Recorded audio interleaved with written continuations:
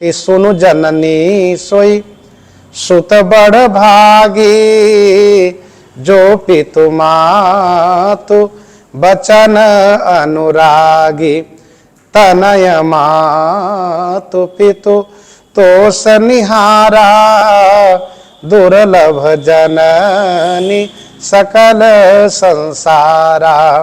यदि जो शरीर जो छोड़ चुके हैं ऐसे संत जी को गुरु बनाना चाहते हैं और उनकी यदि निष्ठा उन संत के प्रति अगाध होगी तो वह संत जी उनको पुनः आकर के दीक्षा दे देंगे।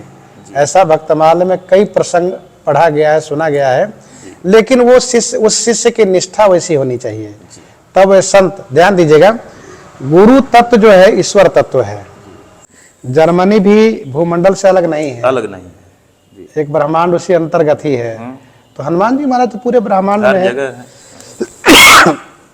दूसरी बात है कि वे शिव तत्व है, भगवान शिव ही हनुमान जी के रूप में आए हैं, तो इनकी उपस्थिति सब जगह है, हर जगह। और अपने भक्तों के लिए वो कहीं भी जा सकते हैं। बिल्कुल। श्री राम को लगा कि हमारा भक्त आगे जाके मुसीबत में फंस जाएगा, रास्ता दिखाने पहुंच गए। बिल्कुल, वो सबको ऐसा अनुभव होता है। यदि हनुमान जी श्री राम जी के प्रति निष्ठावान है तो श्री हनुमान जी उनकी सहायता अवश्य करेंगे। राधे राधे दोस्तों, जैसा कि आप देख सकते हैं श्री हनुमत हृदय बिहारी मंदिर अयोध्या में दोस्तों इस समय मैं हूँ और अयोध्या की गलियों में घूम घूम करके संत महात्मा लोगों का दर्शन कर रहा हूँ, आशीर्वाद ले रहा हूँ। और दोस्तों आज इस बहुत ही अद्भुत मंदिर में आ गया हूँ और यहाँ बहुत से महात्मा लोग रहते हैं। तो दोस्तों अब हम चलेंगे, हनुमान जी का मंदिर है, प्रभु श्री राम जी की पावन भूमि, चलेंगे यहाँ पे हनुमान जी का दर्शन करेंगे। दक्षिण मुखी हनुमान जी हैं यहाँ पे और प्रभु श्री राम जी, माँ सीता जी विराजमान हैं, चलेंगे दर्शन करेंगे। तो दोस्तों अब हम चलते हैं मंदिर में और दर्शन करेंगे और महाराज जी हैं, महाराज जी का भी चरण वंदन करेंगे और कुछ ज्ञान की बातें जो भी मिलती हैं आप तक पहुंचाएंगे।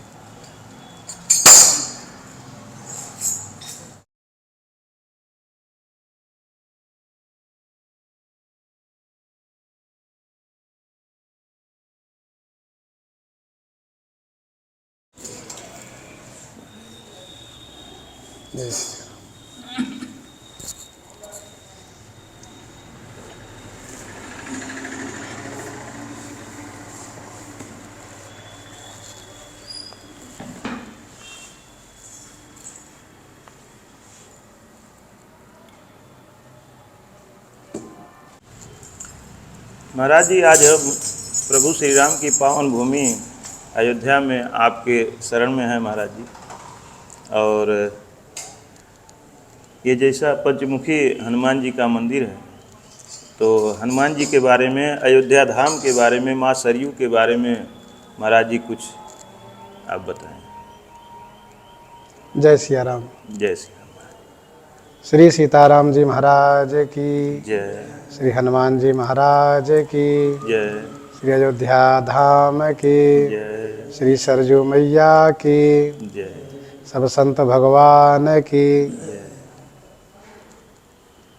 ये श्री धाम अयोध्या जी हैं जो सप्त मोक्षदायिनी पुरियों में से श्रेष्ठ हैं। जी। 7 मोक्षदायिनी पुरियां हैं, ऐसा धर्मशास्त्र में लिखा है। अयोध्या, मथुरा, माया, काशी, कांची, अवंतिका, पुरी, द्वारावती, गया, सप्तैते मोक्षदायिका, जिसमें सर्वप्रथम नाम आता है श्री अयोध्या जी का। जी। मोक्षदायिका का मतलब यह हुआ कि जीव को मुक्ति चाहिए। जी महाराज। और वह भगवान के धाम में जाने के लिए चाहता है जीव। तो इसलिए जीवों को भगवान के धाम प्राप्त कराने के लिए ये सभी धाम यहाँ धरातल पर आए हुए हैं। जी महाराज। समय समय पर इन धामों में विशेष उत्सव होते हैं। सभी तीर्थों का अपना अलग अलग उत्सव है। जैसे कि अयोध्या जी में चैत्र महीने में श्री राम नवमी का उत्सव मनाया जाता है बड़े धूमधाम से। कार्तिक में परिक्रमा का महोत्सव होता है। जैसे कि कार्तिक शुक्ल पक्ष अक्षय नवमी को 14 कोसी परिक्रमा की जाती है। उस परिक्रमा को करने से लोगों का मनोरथ पूरा होता है जी। और वह जो अक्षय नवमी है वह तिथि सतयुग के जन्मदिन है। जैसे 4 युग है, सतयुग, त्रेता, द्वापर और कलयुग। इन चारों के अलग अलग जन्मदिन है, जन्म तिथि है। तो कार्तिक शुक्ल पक्ष अक्षय नवमी को सतयुग का इस धरातल पर जन्म हुआ था, तो इसीलिए उस तिथि का नाम है अक्षय नवमी। उस दिन जो पुण्य किया जाता है वह अक्षय हो जाता है। तो कार्तिक शुक्ल पक्ष अक्षय नवमी को 14 कोस की परिक्रमा होती है, जिसमें लाखों की संख्या में जनता आती है, भक्त लोग आते हैं, परिक्रमा करते हैं। इसके बाद फिर एक दिन के बाद पंचकोशी परिक्रमा होती है और फिर इसके बाद पूर्णिमा स्नान करके लोग अपने अपने घर जाते हैं। इसके बाद श्रावण महीने में हरियाली तीज से, श्रावण शुक्ल पक्ष तीज से लेकर के पूर्णिमा तक झूलनोत्सव होता है और इसी क्रम में तमाम श्रद्धालु भक्त लोग आते हैं, भगवान को झूला झुलाते हुए दृश्य का अवलोकन करते हैं, फिर लोग अपने अपने घर जाते हैं। तो ये तीर्थ की अपनी महिमा है। जहाँ तक अयोध्या की महिमा की बात रही तो अयोध्या जी की महिमा अनंत है। धर्मशास्त्र में लिखा है कि कल्प कोटि काशी बसे, मथुरा कल्प 50, एक निमिष सरजू बसे, तुले न तुलसीदास। तो करोड़ों कल्पों तक काशी में निवास करें, 50 कल्पों तक मथुरा में निवास करें, लेकिन एक निमेष यदि श्री सरयू जी के तट पर निवास हो गया तो उसकी महिमा को, उसके पुण्य को गोस्वामी तुलसीदास जी कहते हैं कोई तुलना नहीं कर सकता। नहीं किया जा सकता जी। तो ये है श्री धाम अयोध्या जी। जिस धाम अयोध्या जी में सच्चिदानंद घन पूर्ण ब्रह्म परमात्मा भगवान श्री राम जी अवतार लेकर के और सुंदर चरित करते हैं, जो चरित मनुष्यों के लिए अनुकरणीय होता है। भगवान के विभिन्न अवतार हैं, जैसे कि 24 अवतार हैं। 24 में से भी 10 अवतार प्रमुख माने जाते हैं। 2 बनचर 2 बारी चर, 4 विप्र 2 राव, इनके जस गाय के भवसागर तरी जाऊं। उस 10 में से भी 2 प्रमुख माने जाते हैं, श्री रामावतार, श्री कृष्ण अवतार। जिसमें श्री रामावतार मर्यादा पुरुषोत्तम के रूप में अवतार माना जाता है और श्री कृष्ण अवतार लीला पुरुषोत्तम के रूप में माना जाता है। तो जहाँ पर श्री राम जी मर्यादा पुरुषोत्तम कहे जाते हैं तो इसका मतलब ये है कि यही उनकी लीला स्थली है जहाँ जन्म लेकर के पूरे विश्व को एक मर्यादा का पाठ उन्होंने पढ़ाया जी, संदेश दिया, मर्यादा का संदेश दिया। मर्यादा क्या होती है? जैसे कि मर्यादा ये होती है कि मनुष्य का जन्म हुआ है तो मनुष्य के जैसा आचरण हो जीवन में, मनुष्य के जैसी रहनी हो जीवन में। तो मनुष्यता क्या कहती है? मनुष्यता ये कहती है कि माता पिता के चरणों में प्रेम हो, माता पिता के प्रति भक्ति हो, गुरुजनों के प्रति भक्ति हो। तो भगवान श्री राम जी उस मर्यादा को पालन करते हैं। प्रातः काल उठ के रघुनाथा, मातु पिता गुरु नावहि माथा। घर में माता जी को, फिर बाहर निकलते पिताजी को, फिर गुरुजी, जब गुरुजी के आश्रम में जाते गुरुजी को प्रणाम करते हैं। इन लोगों के प्रणाम करके आशीर्वाद प्राप्त करते हैं। दूसरी बात मर्यादा उन्होंने ये सिखाई कि जो भी बाल सखा लोग हैं, मित्र लोग हैं, उनको एक अपने बराबर में मिला के चलना। जैसे भगवान श्री राम जी का अवतार है मर्यादा की स्थापना के लिए, श्री राम राज्य की स्थापना के लिए। तो जो बालक लोग हैं उन सबको इतना बराबर सम्मान देना जैसे कि उनको ये ना लगे कि चक्रवर्ती का बेटा है, मैं इनके बराबर में कैसे रह सकता हूँ, इनके साथ कैसे खेल सकता हूँ। सो नहीं, सबको एक साथ रखते हैं और एक साथ ही नहीं अपितु सबके साथ भोजन करते हैं। बंधु सखा संग ले ही बुलाई, बन मृगयानित खेल ही जाई। एक राजकुमार जैसा कार्य करते हैं, क्योंकि शिकार खेलने से धनुष बाण की जो विद्या ली है उस विद्या का अभ्यास होता है, धनुष बाण का अभ्यास होता है। और फिर इसके बाद जब घर में होते हैं तो अनुज सखा संग भोजन करहि, मातु पिता आज्ञा अनुसरहि। तो भगवान श्री राम जी अपने जीवन में इस मर्यादा को शिक्षा देते हैं कि जीवन में पिताजी जो कहें उसका अनुपालन करना चाहिए। कभी कभी जीवन में ऐसा लगता है लोक दृष्टि से कि पिताजी की आज्ञा प्रतिकूल है, लेकिन उसको भी सम्मान पूर्वक स्वीकार करते हुए, पिताजी में दोष न देखते हुए उनकी आज्ञा को अक्षरशः पालन करना, यह श्री रामचरित का विशेष संदेश है। जी जी महाराज। भगवान श्री राम जी को पिताजी ने 14 वर्ष का वनवास दिया, लेकिन श्री राम जी ने यह भी नहीं पूछा एक बार कि मुझे वनवास क्यों दिया जा रहा है, जबकि कल सुनाया गया है कि राम तुम्हें कल राजा बनाया जाएगा और आज वन दे दिया गया। तो श्री राम जी को ही राज दरबार में आदेश किया जाता है, हाँ, कि कल जो है राज्याभिषेक होगा, लेकिन और सुबह को ही वनवास का, और ठीक उसी समय जिस समय में राज तिलक का समय घोषित किया गया था, उसी समय बन जाने की घोषणा हो जाती है।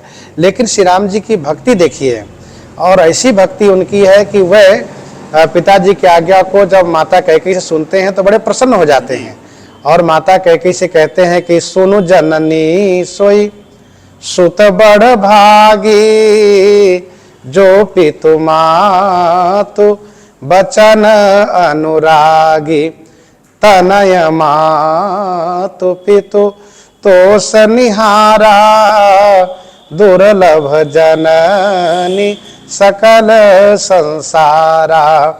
माता, वह पुत्र बड़भागी होता है, कौन? जो माता पिता के वचन में अनुराग करता है, प्रेम करता है। सुनु जननी सोई सुत बड़भागी, जो पितु मातु वचन अनुरागी, तनय मातु पितु तोष निहारा। जो माता पिता को संतुष्ट करने वाला होता है, वह पुत्र संसार में बहुत कम मिलता है। तो भगवान श्री राम जी माता पिता की आज्ञा को, यद्यपि वह आज्ञा, क्योंकि वन भेजना ये कोई सुखद आज्ञा नहीं है, बहुत दुखद है। यदि विद्यालय में पढ़ाई के लिए भेजा जाता है तो सुखद आज्ञा है, किसी विशेष काम में भेजा जाता है तो वह सुखद आज्ञा है, लेकिन वन मार्ग में, वो भी तपस्वी वेश में जाने के लिए कहा गया। ऐसा वेश कि आप राजसी वस्त्र भी नहीं धारण कर सकते हैं, एक मुनि वाला वस्त्र धारण कीजिए। तापस वेश अभिषेक उदासी 14 वर्ष राम वनवासी। तो ऐसे उस तपस्वी वेश में जाने के लिए आदेश होता है, फिर भी श्री राम जी उस आदेश को बड़ी प्रसन्नता के साथ स्वीकार करते हैं। गोस्वामी तुलसीदास जी कहते हैं, प्रसन्नताम यान गताभिषेक तस् तथा न ममले वनवास दुखत, मुखामुज श्री रघुनंदनस्य में सदास्तु सा मंजुल मंगल प्रदा। जिनको राज तिलक सुन करके बहुत खुशी नहीं होती है और वनवास सुन करके विषाद नहीं होता है, जिनके चेहरे पर एक जैसी प्रसन्नता बनी रहती है, वह प्रसन्नता हमारे और आपके लिए मंगलकारी हो।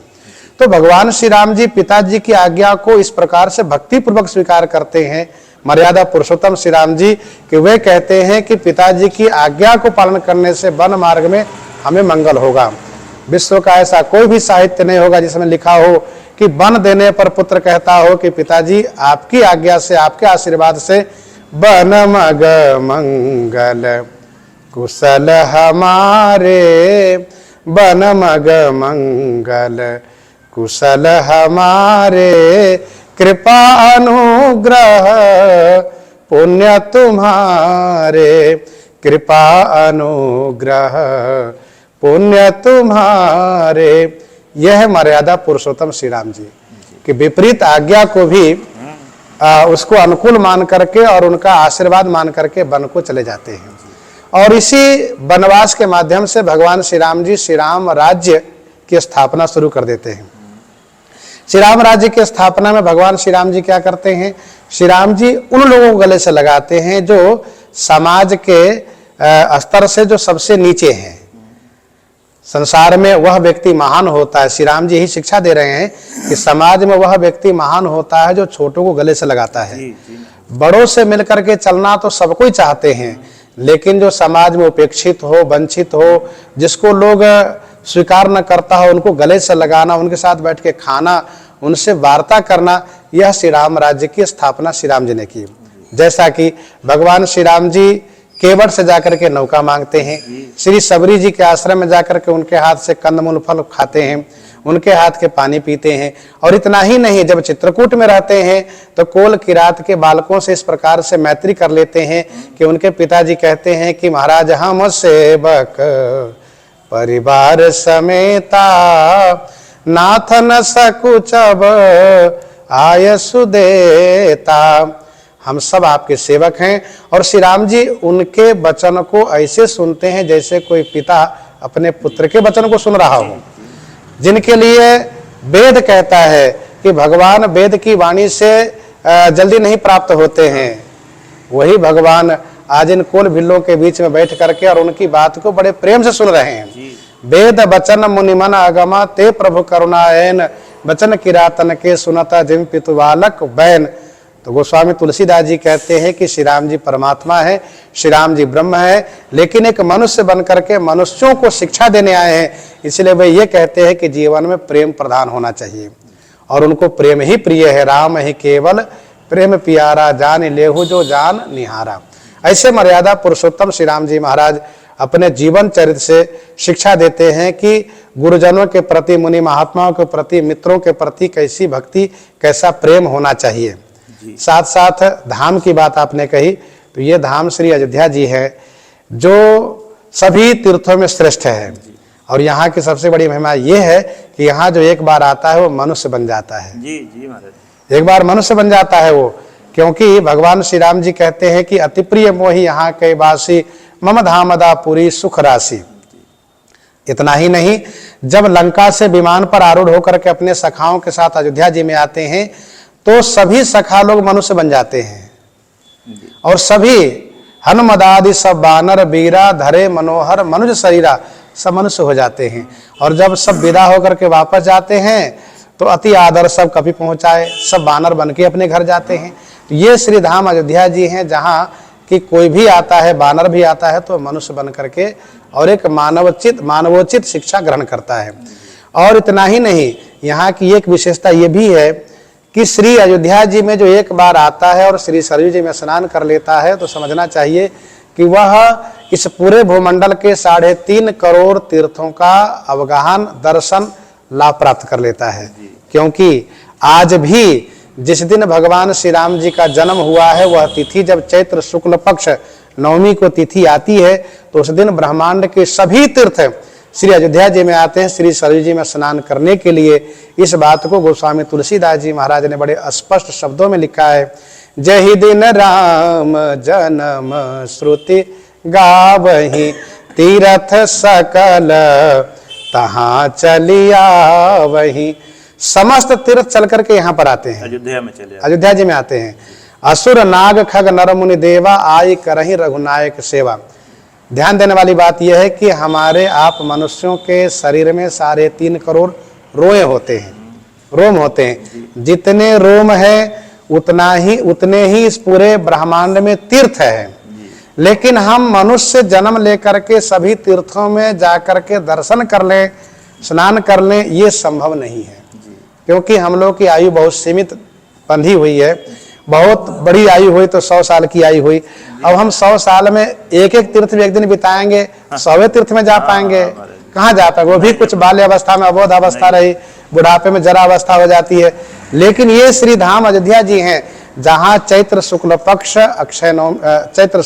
नवमी तिथि को जब अयोध्या जी में आकर सरयू जी में स्नान कर लेंगे तो उसी दिन समझ लीजिए कि सभी तीर्थों का दर्शन लाभ प्राप्त हो जाएगा और आपका जीवन धन्य हो जाएगा। यह है पावन धाम श्री अयोध्या जी। और क्या सुनना है? अब महाराज जी एक ज्ञान की बात आपसे पूछना है। हम महाराज जी नहीं तो आप वहाँ से लीजिए, ठीक है, ऐसे भी ठीक।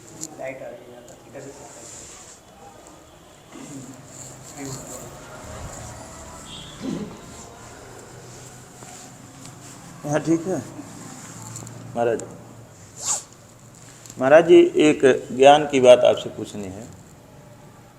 हमसे कुछ दर्शक पूछते हैं कि क्या जो महात्मा आज शरीर से नहीं है, शरीर को अपने त्याग चुके हैं, क्या उनको भी गुरु बनाया जा सकता है? तो हालांकि हमने अपने मर्जी से जवाब उनको दे दिया कि अगर महात्मा सशरीर नहीं है तो उनसे आप उनका अनुकरण कर सकते हैं, लेकिन उनसे मंत्र नहीं ले सकते हैं। तो सशरीर महात्मा है तो गुरु बनाना सबसे श्रेयस्कर है मेरे समझ से महाराज जी। लेकिन आपसे महाराज जी हम जवाब चाहते हैं।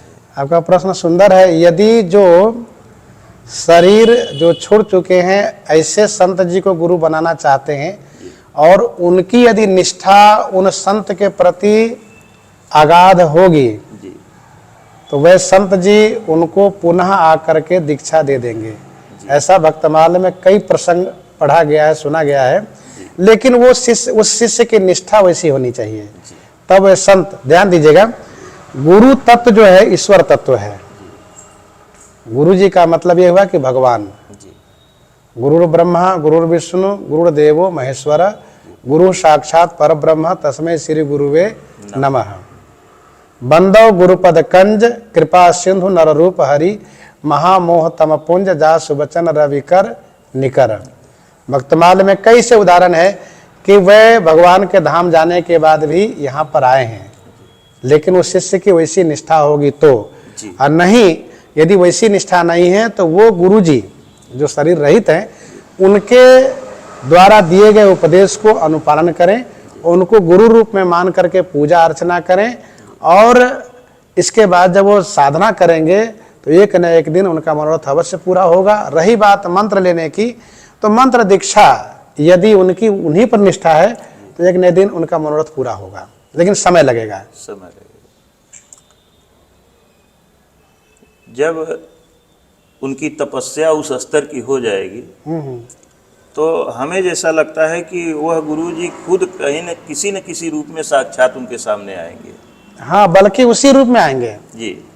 जैसे देखिए, देवी देवता की जो हम पूजा करते हैं, तो पूजा करने का मतलब ये होता है हम चाहते हैं कि हम जिनकी पूजा, हनुमान जी की पूजा करते हैं, श्री राम जी की पूजा करते हैं, श्री कृष्ण जी की पूजा करते हैं, श्री दुर्गा जी की पूजा करते हैं, श्री शंकर जी की पूजा करते हैं, अन्य अन्य जिन देवताओं की पूजा करते हैं, तो हम चाहते हैं कि एक बार सामने हमारे प्रकट हो। लेकिन वो प्रकट होंगे तो औरों को नहीं देखेंगे, केवल उन्हीं को दिखेंगे। तो ऐसे यदि उनकी अपार निष्ठा होगी, साधना होगी, तो गुरु जी आकर उनको दिखेंगे, उनको दीक्षा देकर जाएंगे वे।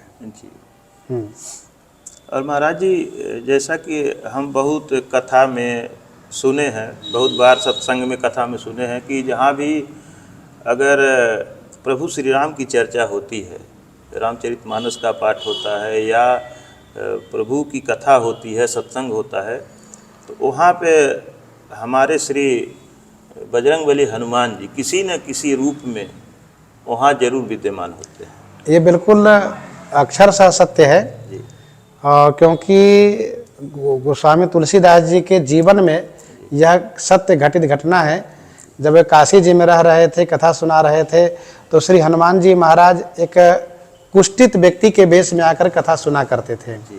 और जब एक प्रेत ने श्री तुलसीदास जी से ये कहा कि आप उनसे मिलिए, वही श्री हनुमान जी होंगे जो कथा में पहले आते होंगे और सबसे बाद में जाते होंगे। तो श्री तुलसीदास जी महाराज ने जब उनको देखा कि पहले कौन आया बाद में कौन जा रहा है, तो देखा कि वही व्यक्ति जो कुष्ठित है पहले आया और सबसे बाद में जा रहा है और जंगल की ओर प्रवेश कर रहा है। तो श्री तुलसीदास जी उनके पीछे लग गए और जहाँ उन्होंने जाकर उनका चरण पकड़ लिया, वो वर्तमान में श्री काशी जी में संकट मोचन हनुमान मंदिर के नाम से प्रसिद्ध है। और शास्त्र का यह वाक्य है कि यत्र यत्र रघुनाथ कीर्तनम तत्र तत्र कृतमस्तकांजलिम वाष्पवारी परिपूर्ण लोचनम मारुतिम नमत राक्षसांतकम। और इतना ही नहीं, रामचरित सुनबे को रसिया, वह श्री राम कथा श्री रामचरित सुनने के लिए, श्री राम नाम संकीर्तन सुनने के लिए ही भगवान के साथ नित्य धाम में जाना स्वीकार न करके यहीं पर रह गए। और उन्होंने कहा कि प्रभु जब तक आपके नाम गुण की चर्चा होती रहेगी, कथा होती रहेगी, मैं तब तक इस धाम में ही बना रहूंगा। तो श्री हनुमान जी भले ही सबको दिखाई न दे, लेकिन हनुमान जी महाराज आज भी विद्यमान है और वे कहीं गए नहीं हैं। महाराज जी, एक छोटा सा मैं उदाहरण देना चाहूँगा। कुछ प्रश्न का उत्तर आप हमारे भागवताचार्य श्री भगवान शरण जी से ले लीजिए, बड़े अच्छे विद्वान हैं। आइए आइए, आप आइए ना, आइए आइए इधर आइए। महाराज जी, एक उदाहरण हम देना चाहेंगे। हमारे पहले से हमसे संपर्क नहीं था, जर्मनी में एक हमारे चैनल के संत महात्मा को देखे, फिर हमसे संपर्क किए, फ़ोन किए और धीरे धीरे हमसे उनसे मित्रवत संबंध हो गया। मैं उनको बड़ा भाई मानता हूँ, वो भी मुझे भाई ही मानने लगे। तो एक दिन ऐसे बात होते होते उन्होंने कहा कि यहाँ जर्मनी में मेरे पिताजी आए थे, पूना के रहने वाले हैं, वहाँ बड़े अच्छे पोस्ट पर हैं। तो कहे कि जर्मनी में हमारे पिताजी आए थे और हम अपने पिताजी, बीवी, अपनी पत्नी और बच्चों को लेकर के पहाड़ की खाई थी, उस तरफ हम घूमने हम लोग चले गए थे। रात हो गई, हम लोग रास्ता भटक गए लौटते समय। तो फिर हम मोबाइल से सर्च किए तो रास्ता दिखाया कि ये रास्ते से आप लोग जा सकते हैं। तो वो बताया कि हम लोग वापस आ रहे थे, तब तक एक बैग हमारे सामने एक साइकिल लेकर के कोई आदमी आ गए। वो भी 10 फुट की दूरी के अंदर एक बैग सामने आ गए। वहाँ साइकिलों में लाइट लगी होती है, तो दूर से आदमी आता तो बत्ती जलती तो दिखाई देता।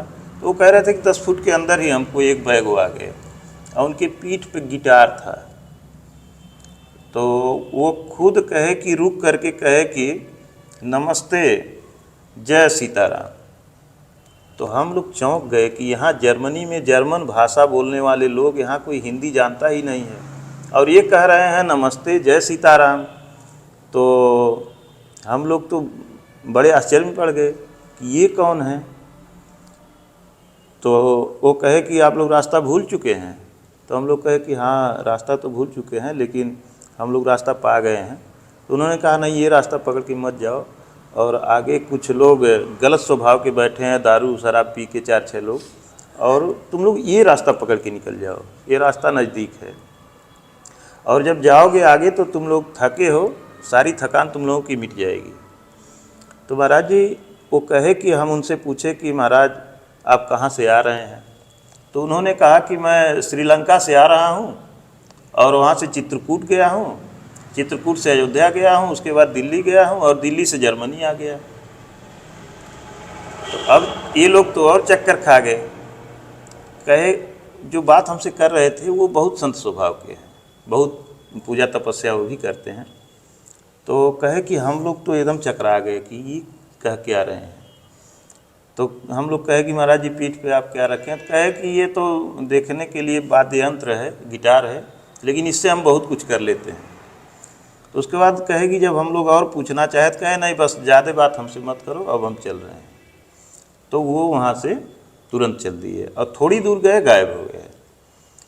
तो कहे कि जब हम लोग आ रहे थे, घर आए तो 3 साल का मेरा बच्चा था, और बहुत चंचल था, बहुत बदमाश था, इतनी बदमाशी करता था। घर आया एकदम शांत गुमसुम हो गया। तो पिताजी हमारे कहने लगे कि क्यों बे, क्यों तू बोल नहीं रहा, क्यों बदमाशी नहीं कर रहा, तेरी बदमाशी कहाँ चली गई। तो बच्चा बहुत पूछने के बाद, 3 साल का बच्चा था, तो कहा कि बाबा वो जो आए थे साइकिल से, उनको हमने देखा था, वो हनुमान जी थे, और सीधे वहीं आसमान से उतरे थे। अबोध बालक था, वो सब कुछ देख गया था। तो कहा कि वो सीधे आसमान से उतरे थे, हमने देखा था उनको। तो महाराज जी हनुमान जी वास्तव में हर जगह विद्यमान हैं। हमारी आस्था, जितनी हमारी आस्था है उतनी ही भगवान हमको मिलेंगे, उतना ही दर्शन देंगे। और जो लोग नहीं मानते हैं, नहीं समझते हैं, उनकी बात अलग है। देखिए हनुमान जी महाराज जो है ना, हनुमान चालीसा में लिखा है हनुमान जी के लिए कि साधु संत के तुम रखवारे हैं जी। अब जिस तरह से आप बता रहे हैं, तो बालक के हृदय में हनुमान जी के प्रति निष्ठा पहले से रही होगी जी। और वो जो परिवार है वो साधु प्रकृति के, बहुत साधु प्रकृति हैं। वो हमको महाराज जी वीडियो कॉल करके दिखाए, कहे कि देखिए आप संत महात्मा का वीडियो बनाते हैं, हमारे टीवी में देखिए आपकी वीडियो चल रही है। हमारे घर में संत महात्मा का लगाए थे, फोटो टांगे थे, दिखाए। कहे कि हम अपना एक तपस्या करते हैं, कमरा अलग बनाए हुए हैं, यही बैठ के हम साधना करते हैं। जर्मनी भी भूमंडल से अलग नहीं है, अलग नहीं है जी। एक ब्रह्मांड उसी अंतर्गत ही है। तो हनुमान जी महाराज तो पूरे ब्रह्मांड में जगह है। दूसरी बात है कि वे शिव तत्व है, भगवान शिव ही हनुमान जी के रूप में आए हैं, तो इनकी उपस्थिति सब जगह है, हर जगह। और अपने भक्तों के लिए वो कहीं भी जा सकते हैं। बिल्कुल। श्री राम को लगा कि हमारा भक्त आगे जाके मुसीबत में फंस जाएगा, रास्ता दिखाने पहुंच गए। बिल्कुल, वो सबको ऐसा अनुभव होता है। यदि हनुमान जी श्री राम जी के प्रति निष्ठावान है तो श्री हनुमान जी उनकी सहायता अवश्य करेंगे। आइए भगवान जी को सुना दीजिए, उनसे कुछ पूछ लीजिए। ठीक है महाराज जी।